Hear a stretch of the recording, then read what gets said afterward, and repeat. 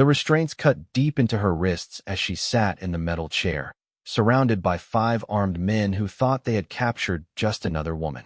They had no idea that Lieutenant Sarah Chun had spent 12 years perfecting the art of turning impossible situations into opportunities.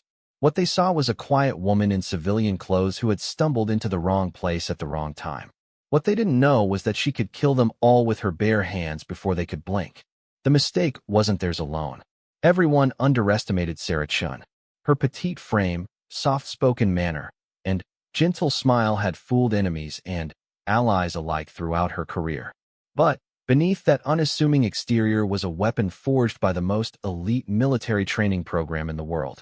She was one of only 7 women to ever complete Navy SEAL training, and the first to survive 3 consecutive tours in classified operations. As the leader of her captors stepped forward with a cruel smile, believing he held all the power in that dim warehouse, Sarah was already 3 moves ahead. She had counted their weapons, mapped their positions, and identified 14 different escape routes. The zip ties they used weren't military-grade. The chair had a loose leg, and, most importantly, they had made the fatal error of leaving her conscious. In the next hour, these men would learn why the Navy doesn't train SEALs to surrender. They would discover that the quiet woman they had restrained was about to become their worst nightmare. And they would understand, far too late, that some people are not meant to be caged. Sarah Chun had been tracking the arms dealers for 3 weeks before everything went wrong. The mission was supposed to be routine intelligence gathering, the kind of assignment that rarely made headlines but kept dangerous weapons out of the wrong hands. She had been working undercover as a freelance journalist, using her genuine credentials and natural curiosity to get close to the smuggling operation that had been moving military-grade weapons through the port of Seattle. The operation was personal for Sarah in ways her commanding officers didn't fully understand. 2 months earlier, weapons from this same trafficking ring had ended up in the hands of terrorists who attacked a school in Afghanistan where her unit had been training local children. 14 kids died that day, along with 2 of her fellow SEALs. The image of those small bodies covered in dust and debris had burned itself into her memory, fueling a determination that went beyond duty. Her cover identity was perfect. Sarah had actually studied journalism before joining the Navy, and her knowledge of international affairs made her questions seem natural rather than suspicious. She had spent weeks building relationships with dock workers, shipping clerks, and warehouse supervisors, slowly piecing together the network that moved contraband through legitimate shipping channels. The breakthrough came when she befriended Maria Santos, a warehouse administrator who had noticed irregularities in shipping manifests, but was too afraid to report them. Sarah had approached her carefully, presenting herself as an investigative journalist working on a story about port security. Maria was in her 50s, a single mother trying to support her teenage son, and she had been losing sleep over what she suspected was happening in the warehouse where she worked.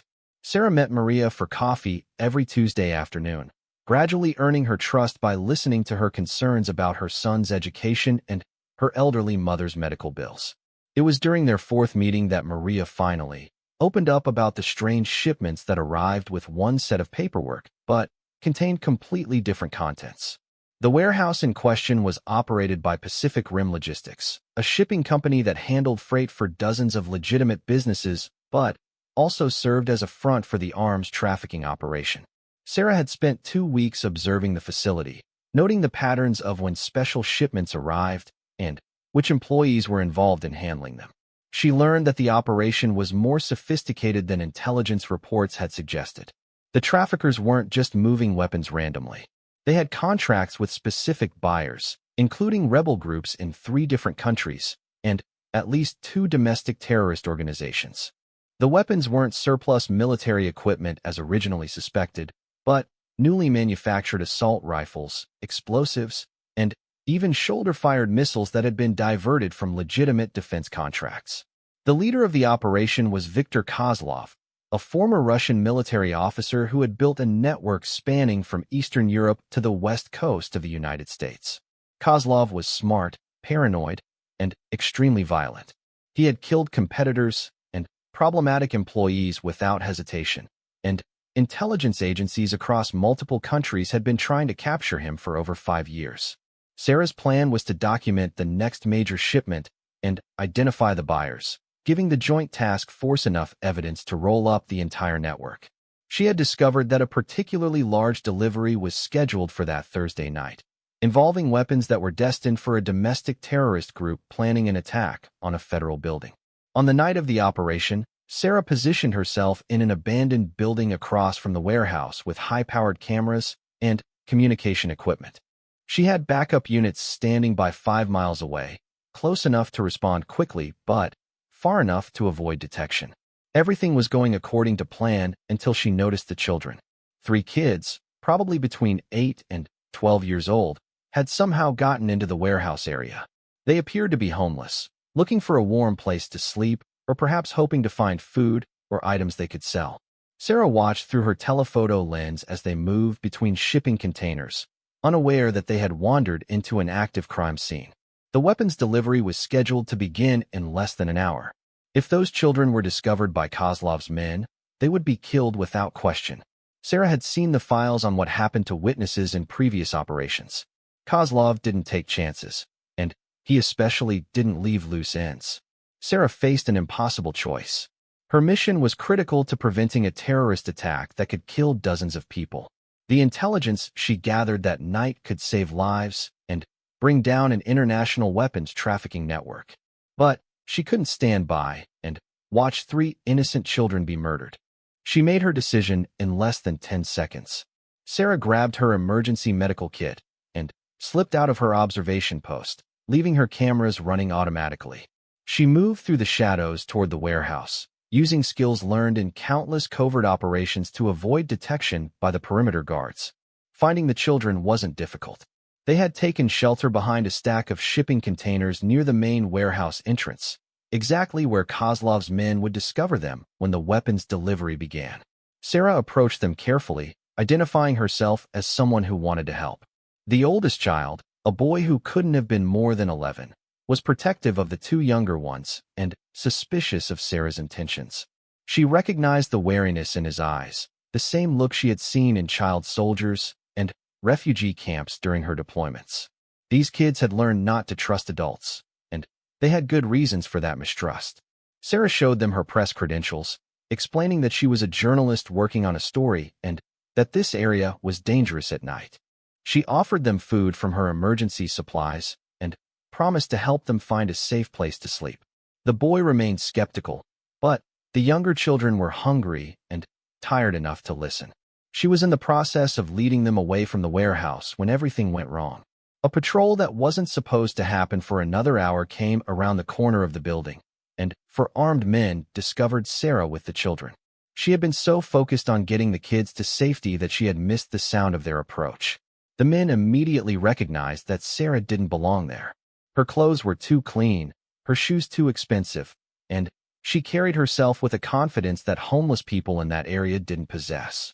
When they searched her bag and found the professional camera equipment and communication devices, they knew they had caught either law enforcement or intelligence operative. Kozlov himself arrived within minutes of the capture. Sarah had studied his photograph and psychological profile extensively, but seeing him in person was different. He was smaller than she had expected, maybe 5'8", but he radiated a cold intelligence that made him far more dangerous than his size suggested. His pale blue eyes showed no emotion as he looked at Sarah and the 3 terrified children. He spoke to his men in Russian, then switched to English with only a slight accent. His voice was quiet and polite, which somehow made him more frightening than if he had been shouting threats. He asked Sarah who she worked for, what she knew about his operation, and how long she had been watching them. Sarah stuck to her cover story, insisting that she was a freelance journalist who had been investigating port security and had accidentally discovered something she shouldn't have seen.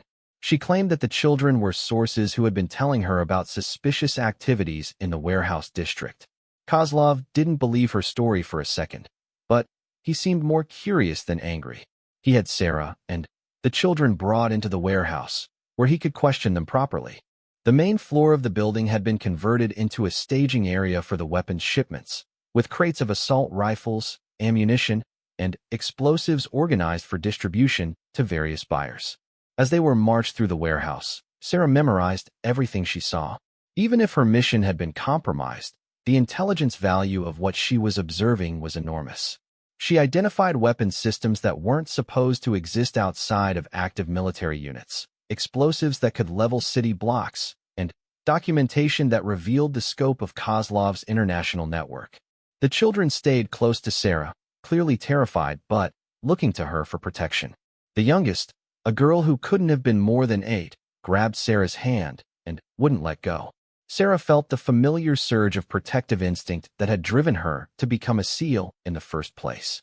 Whatever happened to her, she was going to make sure these kids survived. Kozlov had Sarah restrained to a metal chair in what had once been the warehouse office.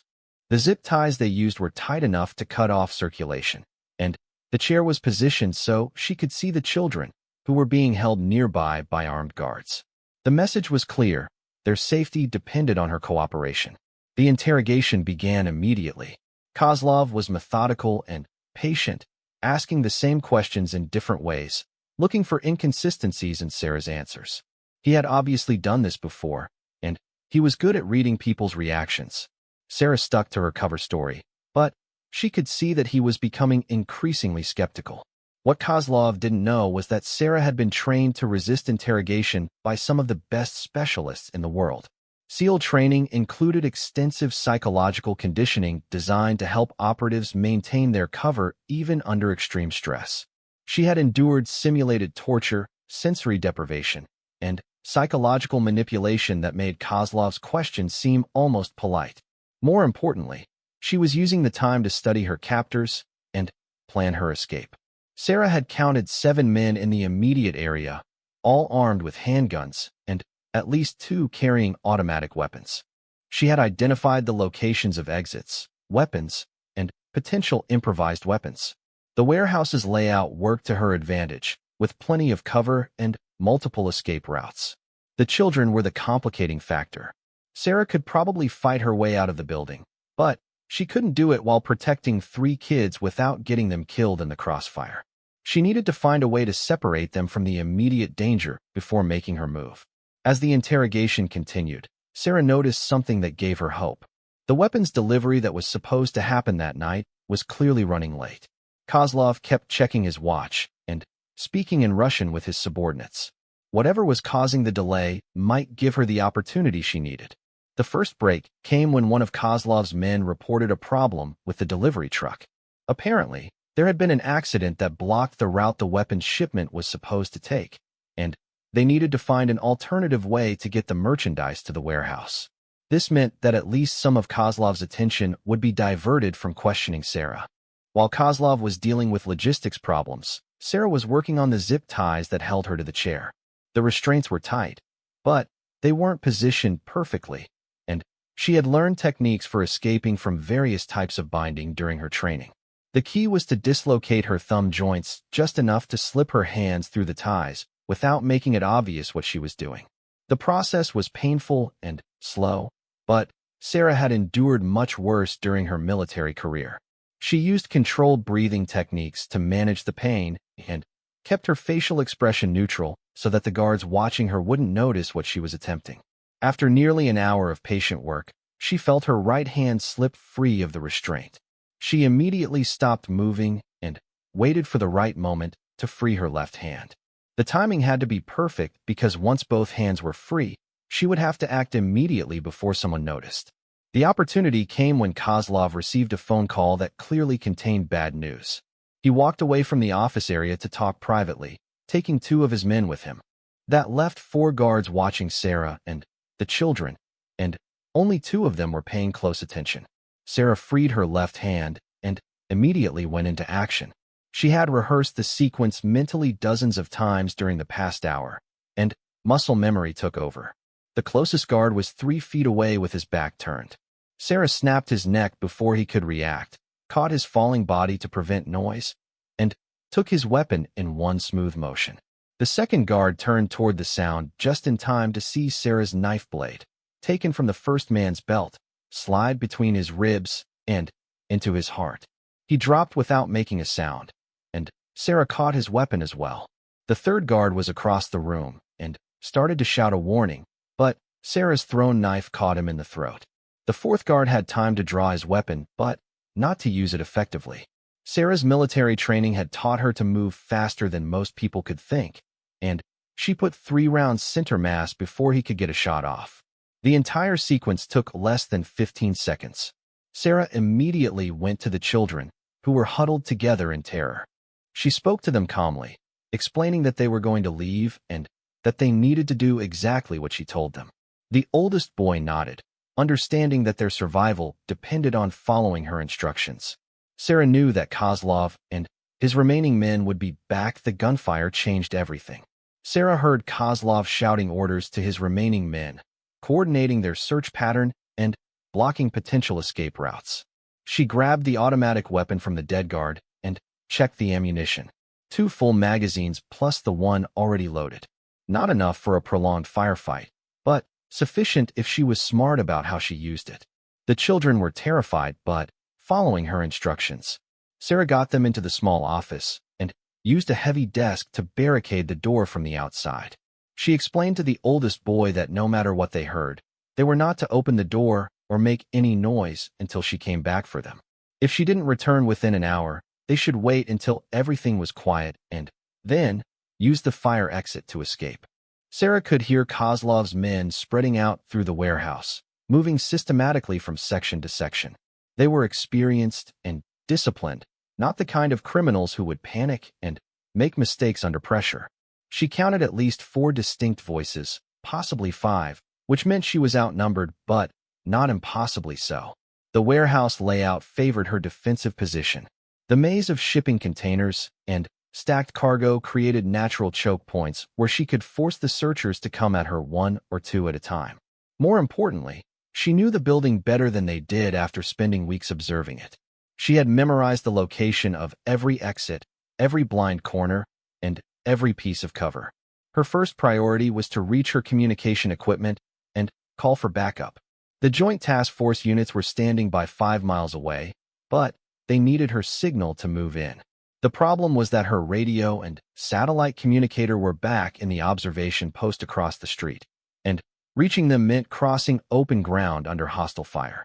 Sarah decided to take the offensive rather than wait for Kozlov's men to find her. She moved through the warehouse using cover and concealment techniques learned in urban warfare training, staying in the shadows and avoiding areas with good sight lines. Her goal was to eliminate Kozlov's men one by one, reducing their numerical advantage before they could coordinate an effective search. The first target was isolated near the main entrance, apparently watching for any attempt to escape through the front of the building. Sarah approached him from behind, moving silently between shipping containers. She was within 5 feet when he heard something and started to turn around. Sarah's knife caught him in the kidney, a quick thrust that severed vital organs and caused rapid unconsciousness. He dropped his weapon and fell forward into her arms. She lowered him to the ground silently and took his ammunition and radio. Listening to the radio chatter, she learned that Kozlov had 4 men left plus himself. They were operating in 2-man teams, with Kozlov coordinating from a central position. More concerning was that the weapons delivery truck had finally arrived, and Kozlov was expecting the buyers to show up within the next hour. Sarah knew she was running out of time. If the buyers arrived while she was still fighting Kozlov's men, the situation would become exponentially more dangerous. The buyers were reportedly members of a domestic terrorist organization with military training of their own.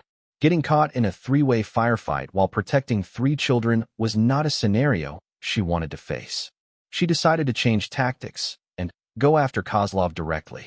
If she could eliminate the leader, his men might scatter or surrender rather than continue fighting.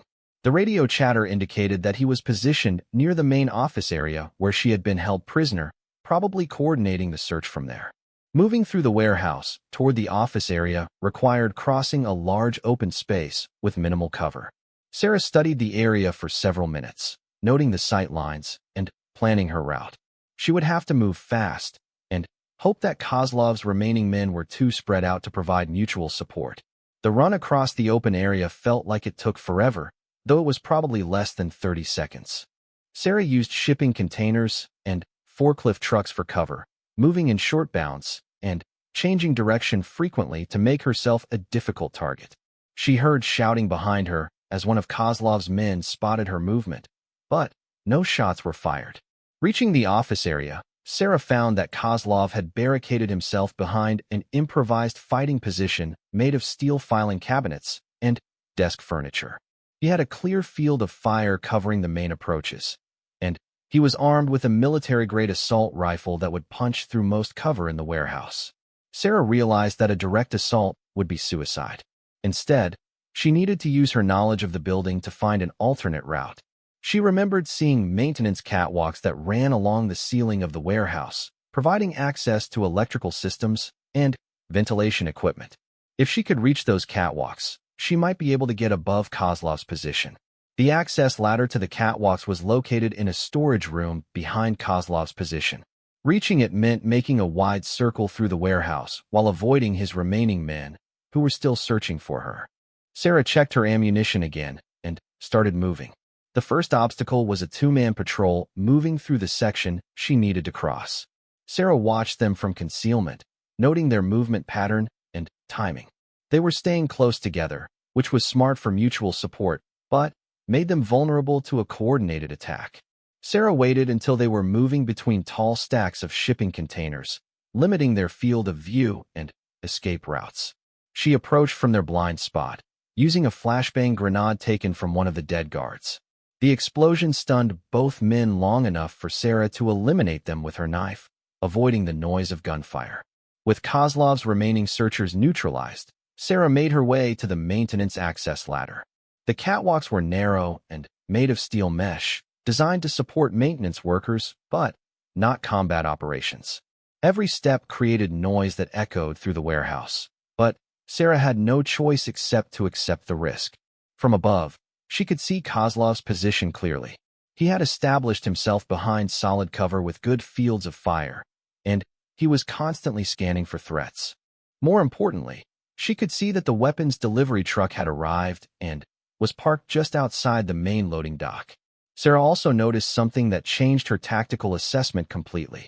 Scattered around Kozlov's position were blocks of C4 plastic explosive, apparently prepared for demolition charges. The amount of explosive was enough to destroy the entire warehouse and everything within a 2-block radius. If those charges were detonated, the children would be killed even if they were safely locked in the office. She needed to reach Kozlov before he could trigger the demolition charges, but the catwalk didn't provide a direct route to his position. Sarah would have to drop down to the warehouse floor at some point, exposing herself to his fire. The timing would have to be perfect. Sarah positioned herself directly above Kozlov's fighting position and prepared to drop down. She had one chance to eliminate him before he could react, and failure meant death for her and the 3 children. She took several deep breaths, said a quick prayer, and let herself fall. The drop was only 12 feet, but Sarah hit the ground hard and rolled to absorb the impact. Kozlov spun around at the sound, bringing his rifle to bear, but Sarah was already inside his guard. Her combat knife sliced across his throat, severing the carotid arteries and windpipe in one motion. Kozlov dropped his weapon and fell backward, pressing his hands against his throat in a futile attempt to stop the bleeding. He looked up at Sarah with surprise rather than anger, as if he couldn't believe that someone had actually managed to outmaneuver him. He tried to say something, but blood filled his mouth and he died within seconds. Sarah immediately began searching Kozlov's position for the detonator for the demolition charges. She found it clipped to his belt, along with a dead man's switch that would trigger the explosives if released. Kozlov had been prepared to destroy the evidence, and everyone in the building rather than allow himself to be captured alive. With the immediate threat neutralized, Sarah turned her attention to the weapons delivery that was still taking place outside the warehouse. Through the windows, she could see men unloading crates from the truck and preparing to move them into the building. They apparently hadn't heard the sounds of fighting over the noise of their work. Sarah counted 6 men handling the weapons delivery, all armed and moving with the discipline of military veterans. These were probably the buyers rather than more of Kozlov's men, which meant they might be even more dangerous in a firefight. They would also be expecting to conduct their business and leave quickly, and They would become suspicious if Kozlov didn't appear to supervise the transaction. She needed to reach her communication equipment and call for backup immediately. The Joint Task Force needed to move in while the buyers were still in the area, because this might be the only chance to capture the entire terrorist cell. If they escaped with the weapons, there was no telling when law enforcement would get another opportunity to stop them. The problem was that reaching her observation post across the street meant leaving the children alone in the warehouse. Sarah couldn't take them with her because crossing open ground under possible hostile observation was too dangerous, but she also couldn't guarantee their safety if she left them behind. Sarah made the decision to secure the warehouse before attempting to contact backup. She moved quickly through the building, checking to make sure all of Kozlov's men were dead and that there were no additional threats. She also disabled the demolition charges, carefully removing the detonators and separating the explosive blocks. Returning to the office where she had hidden the children, Sarah found them exactly where she had left them. They had heard the sounds of fighting but had followed her instructions to stay quiet and hidden. The oldest boy looked at her with a mixture of fear and admiration, clearly understanding that she had been fighting to protect them. Sarah explained that they needed to stay hidden for just a little while longer while she called for help. She gave them her emergency food supplies and promised that police officers would be coming soon to take them somewhere safe. She also gave the oldest boy one of the radios she had taken from Kozlov's men, showing him how to call for help if anything went wrong. Leaving the children was one of the hardest things Sarah had ever done, but she had no choice. The weapons buyers outside were getting suspicious about the lack of activity from inside the warehouse, and she could hear them discussing whether to investigate. If they discovered that Kozlov and his men were dead, they would either flee or turn the warehouse into a battlefield. Sarah made her way to the fire exit she had identified earlier, moving carefully to avoid being seen by the men outside. The observation post was only 200 yards away across a parking lot and street, but crossing that open ground without being detected would require all of her stealth training. She waited until the weapons buyers were focused on unloading their truck, then sprinted across the open area using parked cars and dumpsters for cover. The run took less than a minute, but it felt like hours. Every second she expected to hear shouts or gunfire indicating that she had been spotted. Reaching the observation post, Sarah immediately activated her satellite communicator and transmitted the coded signal that would bring in the Joint Task Force. She also used her secure radio to provide a detailed situation report, including the number and apparent capabilities of the weapons buyers outside the warehouse. The response was immediate. Joint Task Force units began moving toward the warehouse from 3 different directions, with coordination from FBI tactical teams and local SWAT units. The entire operation was designed to surround the warehouse and capture the weapons buyers before they could escape or destroy evidence. Sarah remained in her observation post to provide real-time intelligence and coordinate the tactical response. Through her telephoto cameras, she could see the weapons buyers completing their transaction and preparing to load the purchased arms into their own vehicles. They apparently had no idea that they were about to be surrounded by federal law enforcement. The arrest operation went smoothly. The weapons buyers were caught completely by surprise and surrendered without a fight when they found themselves outnumbered and surrounded by heavily armed tactical officers. They were professionals who knew when they were beaten, and they apparently decided that cooperation was preferable to a gunfight they couldn't win. Sarah watched the arrest from her observation post, feeling a mixture of relief and exhaustion. The mission had been successful despite everything that had gone wrong. The weapons trafficking ring was destroyed, the terrorist buyers were in custody, and, most importantly, 3 innocent children were alive and safe. When the warehouse was finally secured, Sarah guided the tactical teams to the office where she had hidden the children. The kids were frightened but unharmed, and they were immediately turned over to social services workers who specialized in helping traumatized children. As Sarah was debriefed by her commanding officers and FBI investigators, she learned the full scope of what had been accomplished that night. The weapons seizure was the largest in the region's history, with enough firepower to supply a small army. The arrested buyers provided intelligence that led to the dismantling of 3 separate terrorist cells, preventing attacks that could have killed hundreds of people. The trafficking ring's financial records, recovered from Kozlov's files, revealed connections to criminal organizations in 12 countries and led to coordinated arrests across 3 continents. The operation was hailed as a major victory in the fight against international arms trafficking and domestic terrorism. 3 months after the warehouse incident, Sarah Chun thought she had left that world behind. The successful mission had earned her commendations from multiple agencies and an offer to join an elite counterterrorism unit. But Sarah had surprised everyone by requesting a transfer to Training Command instead. She wanted to pass on her skills to the next generation of SEALs, to teach them the lessons she had learned in a dozen years of special operations. The Navy Special Warfare Training Center in San Diego was a different kind of battlefield, one where the enemies were self-doubt, physical limitations, and the crushing pressure of impossible standards. Sarah had been assigned to instruct advanced combat techniques to SEAL candidates who had already survived the basic training program.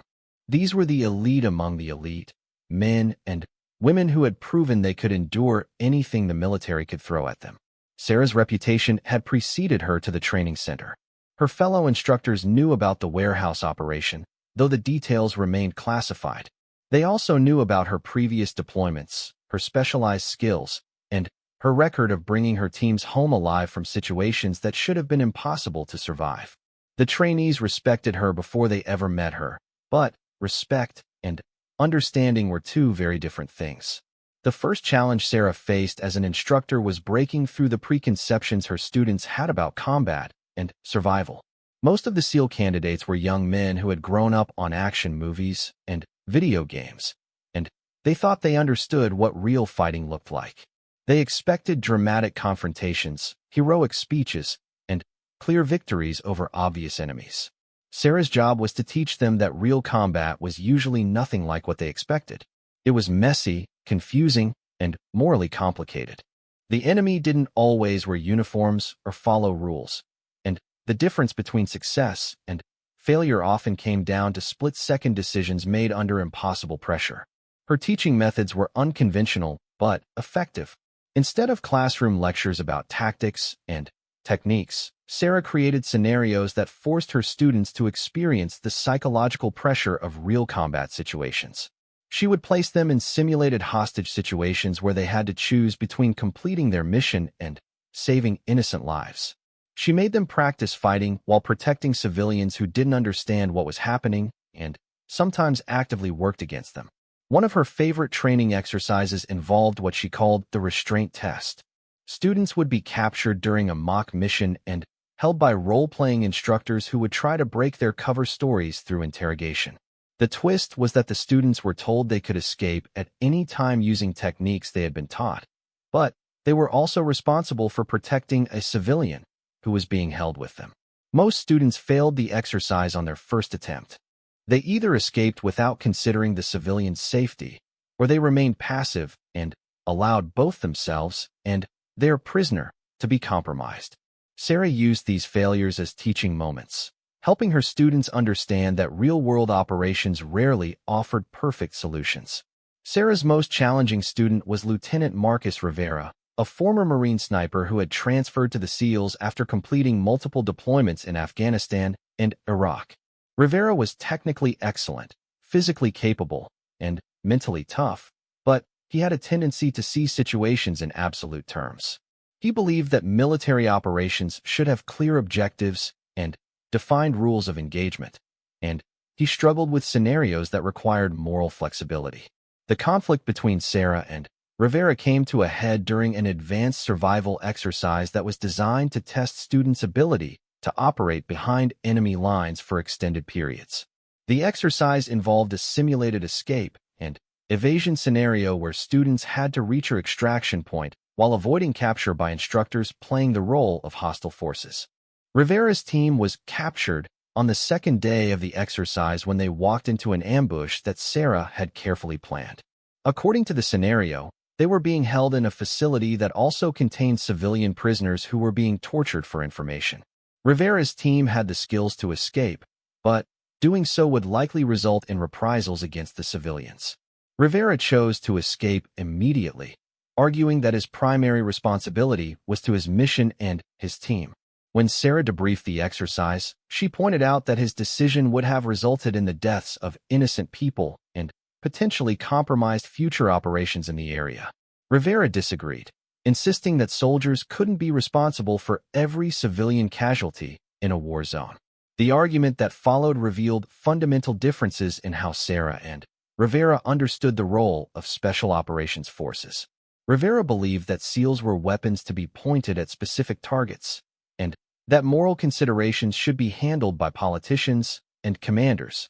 Sarah argued that elite soldiers had to be moral actors who could make ethical decisions under pressure, because they often operated in situations where there was no higher authority to provide guidance.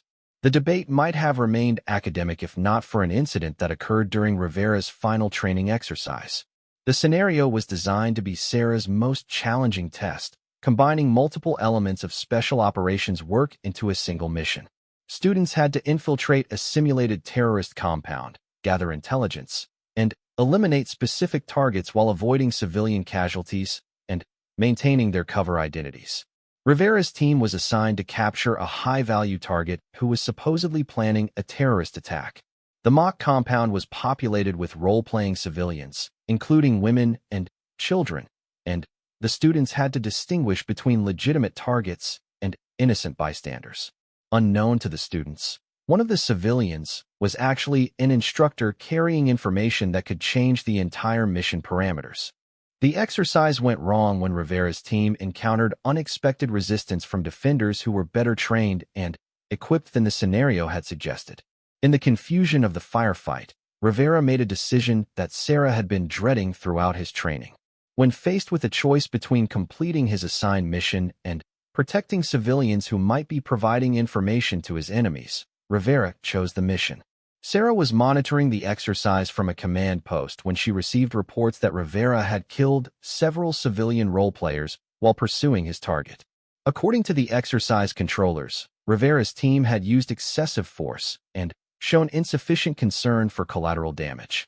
In a real-world operation, their actions would have resulted in an international incident and potentially compromised the entire Special Operations program. When Sarah confronted Rivera during the post-exercise debrief, he remained unrepentant. He argued that he had completed his assigned mission and eliminated the designated target, which should have been the only metric that mattered. The civilian casualties were regrettable but unavoidable given the tactical situation his team had faced. Sarah realized that she was facing a familiar problem, one that went to the heart of everything she had learned in her own career. Rivera was technically competent and mentally tough, but he lacked the moral flexibility that made the difference between a good soldier and a great special operator. He couldn't understand that sometimes the most important part of a mission was knowing when not to complete it. The conversation that followed lasted for over 2 hours and covered everything from military ethics to the psychological cost of combat operations. Sarah told Rivera about operations she had conducted where the right choice was to abandon the mission rather than cause unnecessary casualties. She described situations where protecting civilians had been more important than achieving tactical objectives. Rivera listened respectfully, but Sarah could see that he wasn't really hearing what she was trying to tell him. In his mind, war was about defeating enemies and completing missions, and everything else was secondary. He couldn't accept the idea that sometimes soldiers had to choose between being effective and being right. The turning point came when Sarah decided to tell Rivera about the warehouse incident, even though the details were still classified. She described the choice she had faced between completing her intelligence mission and protecting 3 homeless children, and the consequences that decision had for everyone involved. Rivera's response surprised her. Instead of arguing about the tactical implications of her choice, he asked about the children. What had happened to them after the operation? Had they been reunited with their families? Were they safe now? Sarah realized that Rivera's problem wasn't a lack of empathy or moral understanding. He cared about innocent people just as much as she did. His problem was that he had been trained to compartmentalize those feelings in order to function as a soldier, and he had become so good at it that he had lost touch with his own moral instincts. The solution Sarah developed for Rivera was both simple and radical. Instead of trying to teach him when to show mercy, she decided to teach him how to access his own moral judgment under pressure. She created training scenarios that forced him to confront the human cost of his decisions, not as abstract tactical problems, but as real consequences for real people. The breakthrough came during a scenario where Rivera had to choose between capturing a terrorist leader and saving the life of a child who had been caught in the crossfire. Instead of making the choice for him or telling him which option was correct, Sarah forced him to live with the consequences of his decision for the rest of the exercise.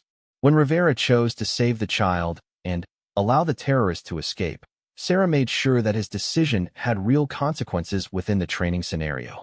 The escaped terrorist went on to plan additional attacks that killed dozens of simulated civilians. Rivera had to watch the casualty reports and understand that his choice to save one life had ultimately cost many others. The experience was devastating for Rivera, but it was also educational. For the first time in his military career, he understood that moral choices in combat situations weren't about following rules or applying principles. They were about accepting responsibility for consequences that couldn't be predicted or controlled. Sarah's training methods were controversial among her fellow instructors. Some argued that she was making the program unnecessarily complicated by introducing moral philosophy into tactical training. Others worried that students who spent too much time thinking about ethical implications would hesitate in combat situations where quick action was needed. Sarah's response to these criticisms was always the same. Special operations forces were given extraordinary power and responsibility precisely because they could be trusted to make good decisions under impossible circumstances. If they couldn't handle moral complexity, they had no business carrying out missions that could affect national security and international relations. The validation of Sarah's approach came during Rivera's final evaluation exercise, a comprehensive test that combined everything he had learned during his training. The scenario involved a hostage rescue mission in an urban environment, with multiple civilians present and conflicting intelligence about the location and identity of the targets. Rivera's performance during the exercise was flawless. 2 years into her instructor assignment, Sarah received an unexpected visitor at the training center. Maria Santos, the warehouse administrator who had provided the initial intelligence about the arms trafficking operation, appeared at the facility's main gate asking to speak with Lieutenant Chun. She looked older than Sarah remembered, with gray streaks in her hair and worry lines around her eyes that hadn't been there before. Maria explained that she had been living under federal protection since the warehouse incident, relocated with her son to a safe house in Colorado while the FBI worked to dismantle the international network connected to Kozlov's operation. The protection program had ended 6 months earlier when the last of the arms dealers was captured, but Maria hadn't been able to return to her normal life. The reason for her visit was both simple and terrifying. 3 days earlier, Maria had seen one of Kozlov's men walking through the grocery store in her new hometown. She was certain it was the same man who had supervised weapons shipments at the warehouse, a tall Russian with distinctive facial scars who had called himself Dmitri. He had looked directly at her and smiled, making it clear that he knew who she was and where she lived. Sarah listened to Maria's story with growing concern. According to the FBI file she had access to, all of Kozlov's known associates had been killed or captured during the international raids that followed the warehouse operation. If someone was still at large and targeting witnesses, it meant that law enforcement had missed something important about the trafficking network structure. Maria's immediate problem was that her federal protection had ended, and she couldn't get help from local law enforcement without proof that she was being threatened. The FBI agents who had handled her case were assigned to other operations, and the local police in her new town didn't understand the significance of her situation. Sarah made some phone calls and quickly confirmed Maria's worst fears. Dmitry Volkov was indeed still at large, having escaped the international manhunt by using a false identity that intelligence agencies hadn't discovered. Worse yet, he wasn't acting alone. There were indications that at least 3 other members of the trafficking network were still active and seeking revenge against the people who had destroyed their operation. The situation was complicated by the fact that Sarah was no longer an active-duty special operator. As a training instructor, she didn't have authorization to conduct operations outside her assigned duties. Her commanding officers made it clear that Maria's security was a law enforcement matter, not a military concern. But Sarah couldn't ignore the fact that Maria's current danger was a direct result of her decision to provide intelligence about the weapons trafficking. Maria had risked everything to help stop the arms dealers, and now she was paying the price for her courage. Sarah felt personally responsible for Maria's safety, regardless of what her official duties might be. Sarah requested emergency leave and flew to Colorado to assess the situation personally. What she found was worse than Maria's initial report had suggested. Dmitry Volkov wasn't just stalking Maria. He was conducting comprehensive surveillance of her daily routine, her son's school schedule, and her home security arrangements. Sarah's reconnaissance of the area around Maria's house revealed evidence of professional surveillance techniques. Hidden cameras had been positioned to monitor the entrances and exits, and vehicle tracking devices had been placed on both Maria's car and her son's bicycle. This wasn't random harassment. It was the preparation for a coordinated operation. Sarah realized that she was looking at a revenge plot that went far beyond simple intimidation. Volkov and his associates were planning to kidnap Maria and her son, probably to force her to reveal information about other witnesses who had cooperated with law enforcement. The trafficking network might be destroyed, but the survivors were trying to salvage what they could and eliminate any remaining threats to their freedom. The local FBI field office was understaffed and focused on other priorities. When Sarah contacted them about the threat to Maria, she was told that they would investigate but couldn't provide immediate protection without more concrete evidence of danger. The agent she spoke to was polite, but made it clear that witness protection cases were handled differently now that the original investigation was closed. Sarah found herself in the same position she had faced during the warehouse incident, knowing that innocent people were in danger and having no official authority to help them.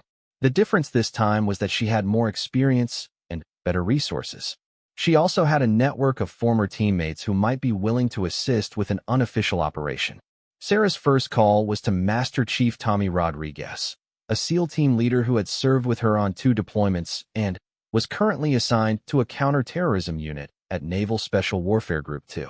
Tommy had been her mentor early in her career, and she trusted his judgment about complex operational situations. Tommy's response was immediate and unequivocal. If former teammates were being targeted because of their cooperation with military operations, then protecting them was a military responsibility regardless of what the bureaucracy might say. He offered to provide whatever assistance he could without compromising his official duties. The second call was to FBI Special Agent Karen Mitchell, who had been the lead investigator on the warehouse case and had maintained contact with Sarah throughout the subsequent prosecutions. Agent Mitchell confirmed that the threat to Maria was real and serious, but she also explained the bureaucratic obstacles that prevented immediate federal response.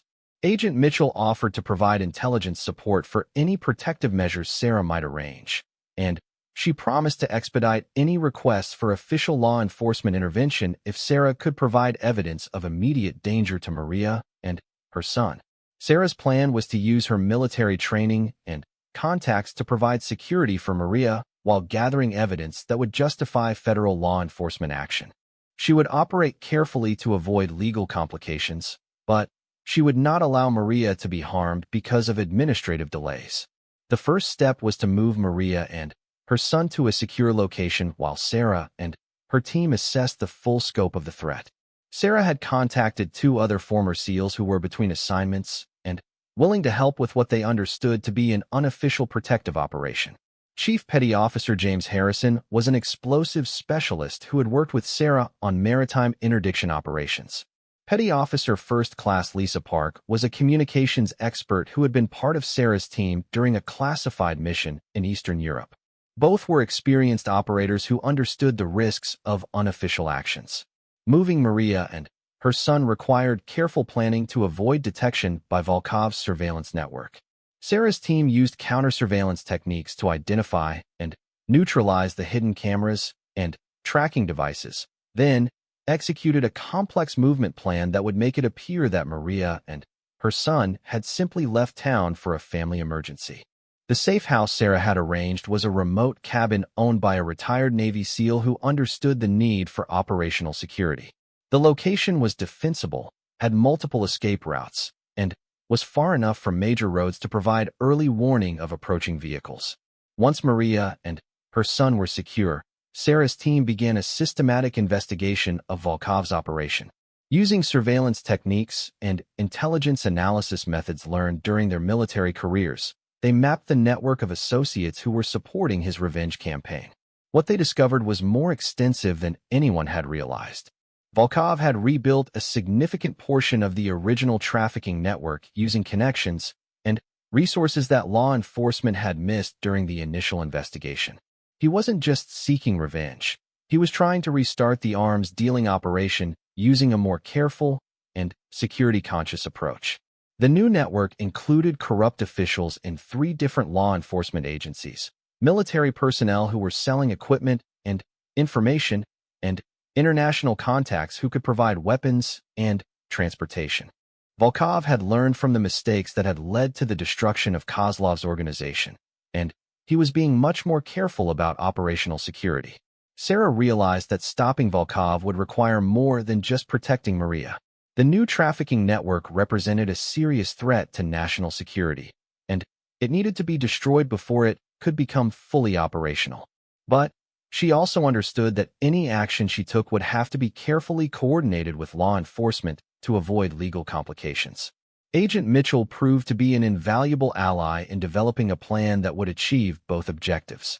She arranged for Sarah's intelligence to be officially reported through proper channels while providing unofficial support for the protective operation. She also helped coordinate with federal prosecutors who could ensure that any evidence gathered would be admissible in court.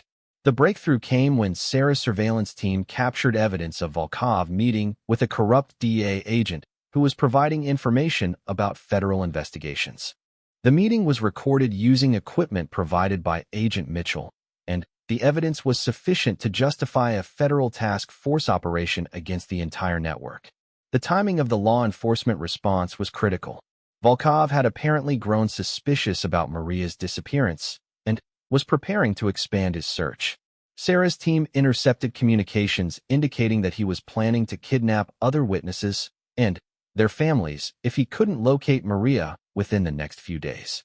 Sarah coordinated with the federal task force to ensure that the arrests would occur simultaneously across multiple locations. Volkov and his associates would be taken into custody before they could harm any witnesses or destroy evidence of their operations. The operation would also need to protect Maria's identity as a source of intelligence about the network. The arrests took place at dawn on a Tuesday morning, with federal agents and military personnel conducting coordinated raids in 5 different cities. Volkov was captured at his safe house in Denver, along with detailed plans for attacks against 12 witnesses who had cooperated with the original investigation. The evidence seized during the raids revealed the full SCO 5 years after the warehouse incident. Sarah Chun faced the most difficult decision of her military career.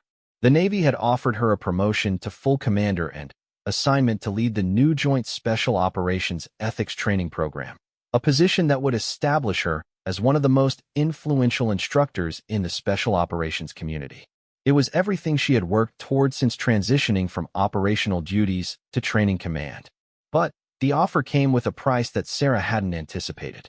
Accepting the promotion would require her to sign a comprehensive non-disclosure agreement that would prevent her from ever discussing the details of her operational experiences, including the lessons she had learned about moral decision-making under pressure. The military wanted her expertise, but they also wanted to control how that expertise was shared with future generations of operators. Sarah understood the reasoning behind the restriction. The warehouse incident and the Volkov case had become controversial within certain circles of the military and intelligence communities. Some officials argued that Sarah's decisions to prioritize civilian safety over mission objectives had set dangerous precedents that could compromise future operations. They wanted her to teach tactical skills without discussing the moral complexities that made those skills meaningful. The controversy had been building for months as Sarah's training methods gained attention throughout the special operations community. Her approach to teaching ethical decision-making had produced exceptional results, with graduates of her programs showing superior performance in complex operational situations. But it had also created friction with traditional training approaches that emphasized following orders and completing missions regardless of moral considerations. The debate came to a head during a classified conference on special operations training that brought together senior officers from all branches of the military. Sarah had been invited to present her training methods and their results, but the presentation quickly turned into an interrogation about her operational decisions and their impact on military discipline. General William Morrison, the conference's senior officer, challenged Sarah directly about the precedent she was setting for future operators. He argued that teaching soldiers to question mission parameters and prioritize moral considerations would undermine military effectiveness and potentially compromise national security objectives.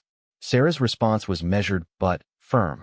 She explained that her training didn't teach soldiers to disobey orders or abandon their missions.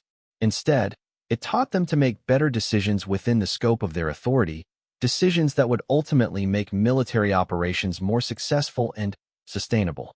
She provided detailed case studies showing how graduates of her program had performed in recent operations, demonstrating that moral flexibility actually enhanced rather than undermined tactical effectiveness.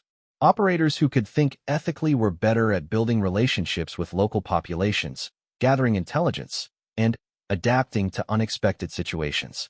But the most powerful part of Sarah's presentation was her analysis of the long-term costs of military operations that ignored moral considerations. She showed how tactical successes that created civilian casualties or violated ethical standards often led to strategic failures that undermined broader military objectives. The warehouse case was Sarah's primary example. If she had completed her original intelligence mission without regard for the safety of the 3 homeless children, the arms trafficking network would still have been destroyed and the terrorist buyers would still have been captured. But the civilian casualties would have created public relations problems that could have compromised future counterterrorism operations. More importantly, the relationships Sarah had built with Maria Santos and other local sources had provided intelligence that led to the discovery and destruction of multiple other trafficking networks.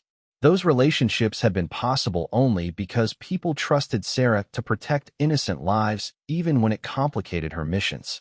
General Morrison remained skeptical, arguing that Sarah's approach worked only in specific situations and couldn't be applied to the full spectrum of military operations. He worried that teaching soldiers to prioritize moral considerations would create hesitation and confusion in combat situations where quick action was necessary for survival.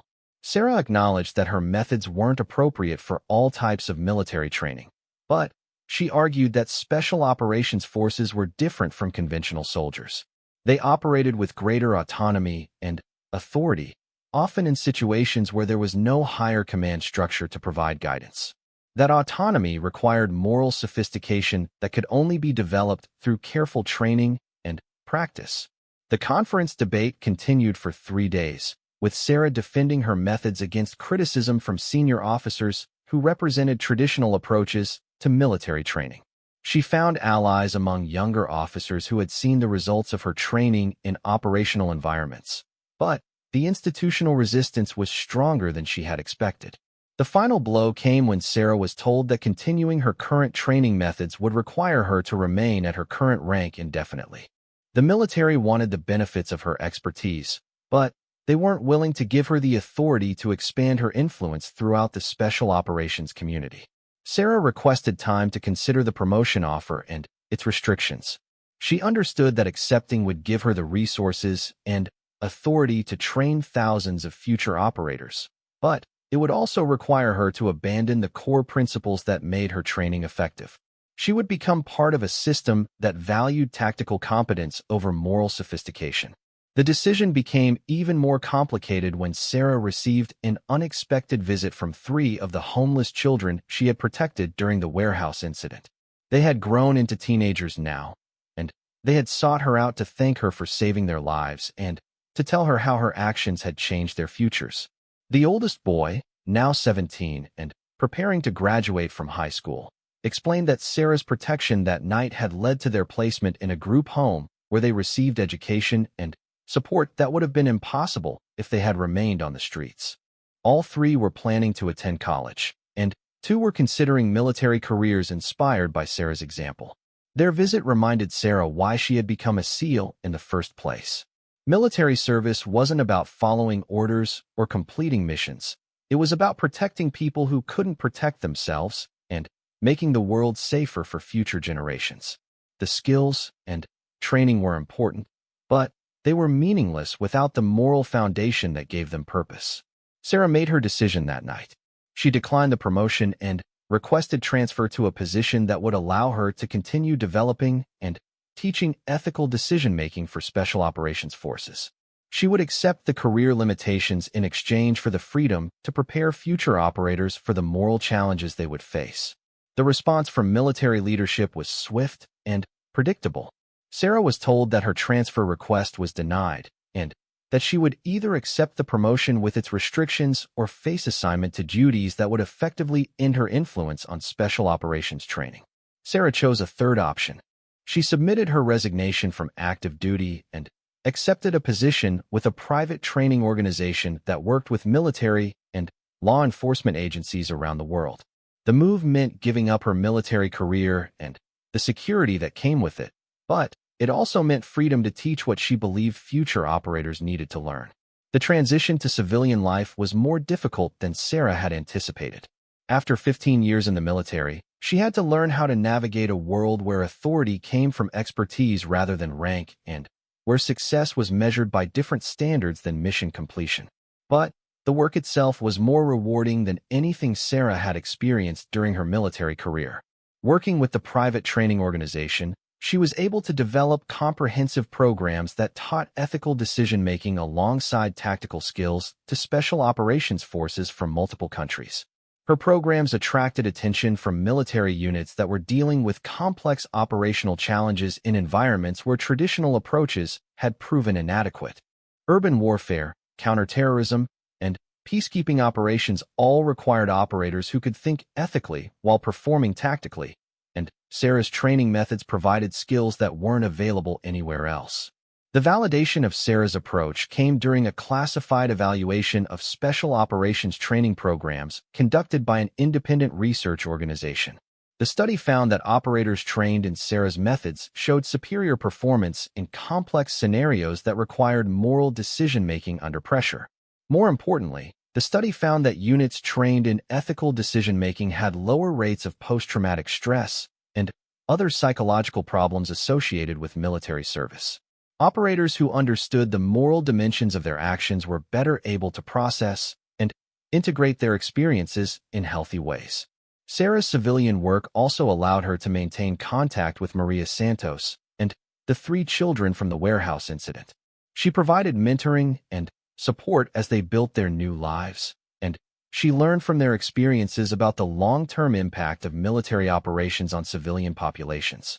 Maria had eventually completed a college degree in social work and was working with refugee families who had been displaced by military conflicts.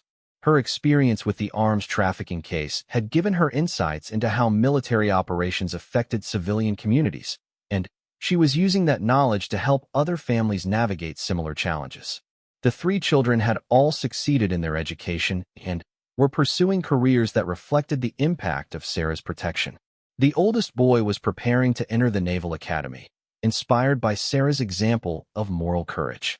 The girl had chosen to study international relations, hoping to work in conflict resolution and peacekeeping. Their success reminded Sarah that the most important results of military operations often couldn't be measured in tactical terms. The real victory wasn't the destruction of the arms trafficking network or the capture of terrorist buyers. It was the opportunity those actions created for innocent people to build better lives. As Sarah reflected on her career transition, she realized that leaving the military had actually allowed her to fulfill her original commitment to protecting people who couldn't protect themselves. Her civilian work was training the next generation of operators to think more clearly about their moral responsibilities and to make better decisions in complex situations. The warehouse incident had taught her that sometimes the most important battles were fought not against foreign enemies, but against the institutional pressures that could corrupt the moral foundation of military service. Her decision to leave active duty had been a continuation of that same battle, choosing principle over institutional advancement. Sarah's story became a case study used in her own training programs, an example of how moral decisions under pressure could shape entire careers and influence the lives of countless other people. She taught her students that the most important choice they would make as operators wasn't about tactics or techniques. It was about what kind of people they wanted to be and what kind of impact they wanted to have on the world. The lessons Sarah learned during her transition from operator to instructor to civilian trainer became the foundation for a new understanding of what it meant to serve.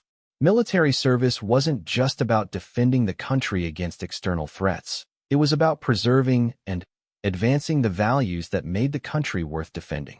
Years later, when Sarah was asked to advise on military ethics training for a new generation of special operators, she would return to the story of 3 homeless children and a choice made in a moment of crisis. That choice had defined not just her career, but her understanding of what it meant to be a warrior in service to something greater than herself. The warehouse incident had taught her that restraints were not just physical constraints to be overcome through training and technique. Sometimes the most important restraints were moral boundaries that should never be crossed, principles that define the difference between a soldier and a mercenary. Understanding those boundaries and having the courage to defend them, even at personal cost, was what separated true warriors from people who simply knew how to fight. It was the lesson Sarah hoped every future operator would learn before they faced their own moment of choice in some warehouse, somewhere in the world, when everything they believed about themselves would be tested by the decisions they made in the darkness. P. of Volkov's revenge campaign and his plans for rebuilding the arms trafficking network. Federal prosecutors described it as one of the most significant national security cases in recent years, with implications for military security and international law enforcement cooperation. Sarah's role in the operation remained classified, but she received unofficial recognition from multiple agencies for her contribution to the investigation. More importantly, Maria and her son were finally safe from the threats that had haunted them since the warehouse incident.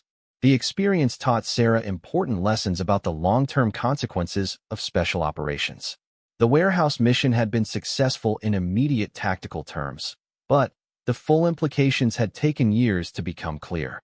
Protecting sources and witnesses was an ongoing responsibility that extended far beyond the completion of any single operation.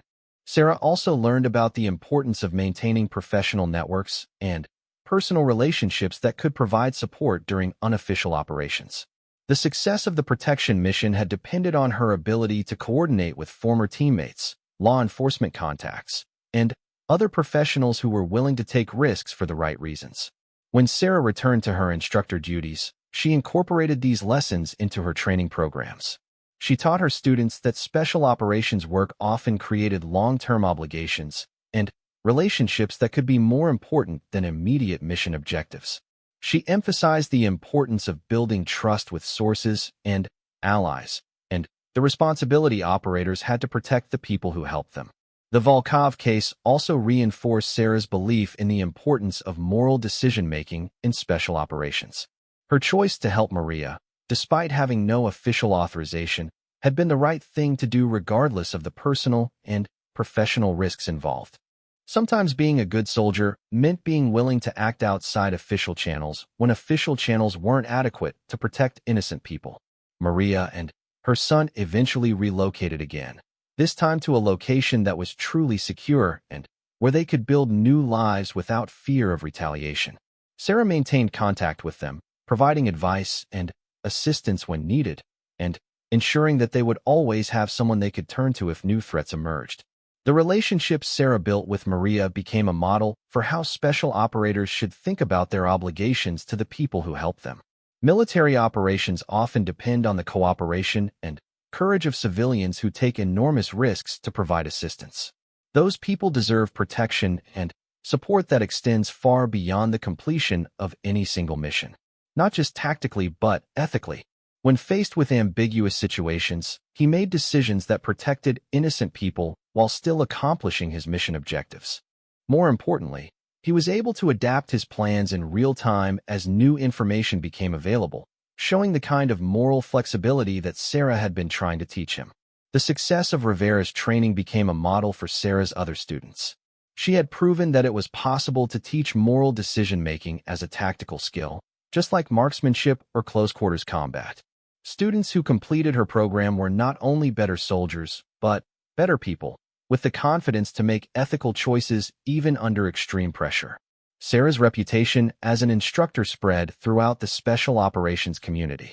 Other training facilities began requesting her assistance in developing their own ethical training programs.